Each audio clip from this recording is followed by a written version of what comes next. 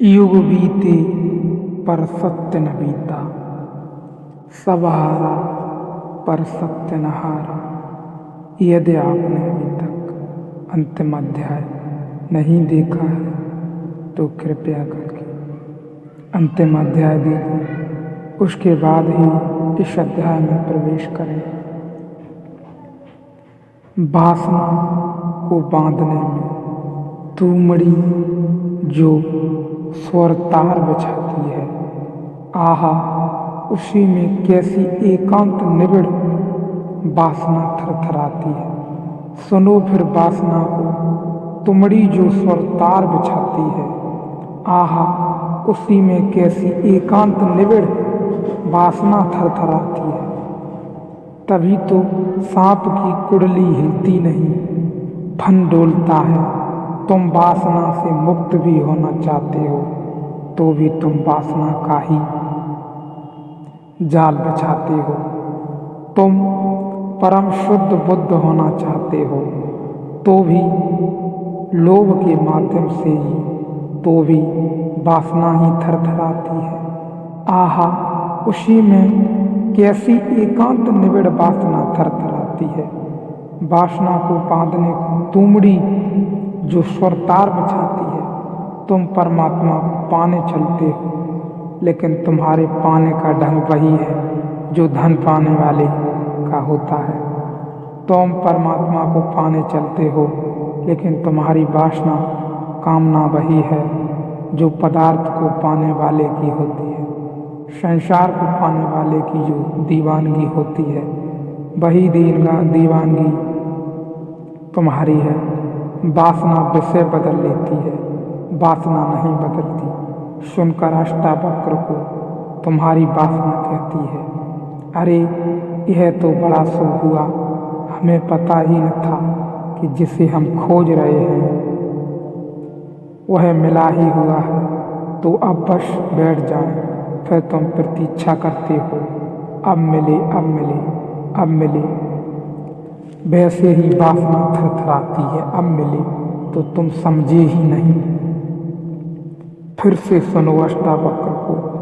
अष्टावक्र कहते हैं मिला ही हुआ है, लेकिन इसे तुम कैसे सुनोगे, कैसे समझोगे?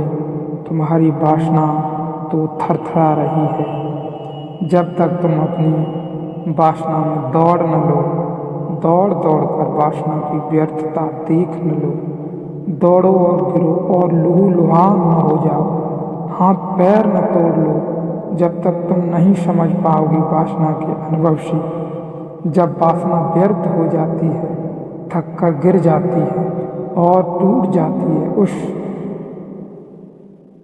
उस निर्वासना के क्षण में तुम समझ पाओगे कि जिसे तुम खोजते हो वह मिला ही हुआ है। यह बात बहुत ध्यान देने वाली है। इस बात को अपने भीतर एक कोने में रख लें। तुम जब तक वासना के पीछे दौड़ दौड़ तक थक जाओगी और एक समय वासना व्यर्थ मालूम होने लगेगी, इच्छा चाह कामना सब व्यर्थ मालूम होने लगेगी, पता चल जाएगा किसी के भीतर, और तभी वासना थक कर गिर जाती है, टूट जाती है। उस निर्वासना की क्षण में जब वासना नहीं होती, तब तुम समझ पाओगे कि जिसे तुम खोजते हो वह मिला ही हुआ है। तभी अष्टावक्र की वाणी काम आएगी। तब तक तुम इसे भीतर संभाल के रख लेना, अन्यथा तुम तोते हो जाओगे। इससे कोई फर्क न पड़ेगा कि तुम हिंदू तोते हो कि मुसलमान तोते हो कि ईसाई हो कि जैन कि बुद्ध, इससे कुछ फर्क नहीं पड़ता। तोता यानी तोते को तुम चाहो तो बाइबल रटा दो, और तोते को तुम चाहो तो गीता रटा दो, वह रटकर दोहराने लगेगा मंदिर के भीतर। बेशक धुले पूछे उघड़े अवलिप्त खुले गले से मुख स्वरों में अति प्रगल्भ जाते गाते थे राम राम। भीतर सब गूंजे बहरे अर्थहीन जलपग निर्बोध आईने नाटी पर पहाड़ जितने बच्चे उतने ही बड़ बोले। मंदिरों में देखो, मंदिर के भीतर बेशक धुले पूछे ओढ़े अब लिप्त कैसे लोग निर्दोष मालूम पड़ते हैं। मंदिर में उन्हीं शकलों को बाजार में देखो, उन्हीं को मंदिर में देखो। मंदिर में उनका आवरण भिन्न मालूम होता है। खुले गले में मुख स्वरों में अति प्रगल्भ गाते जाते थे, राम राम। देखो, तुमने माला लिए किसी को राम नाम जपते, राम चदरिया ओढ़े, चंदन तिलक लगाए, कैसी शुभ्र लगती है प्रतिमा। इन्हीं सज्जन को बाजार में देखो, भीड़ भाड़ में देखो, पहचान भी न पाओगे। लोगों के चेहरे अलग अलग हैं। बाजार में एक चेहरा ओढ़ लेते हैं, मंदिर में एक चेहरा ओढ़ लेते हैं।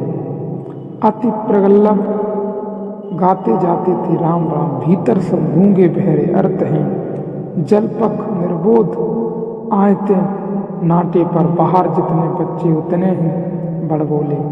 जानकारी तुम्हें तोता बना सकती है, बड़बोला बना सकती है। जानकारी तुम्हें धार्मिक होने की भ्रांति दे सकती है, धोखा दे सकती है,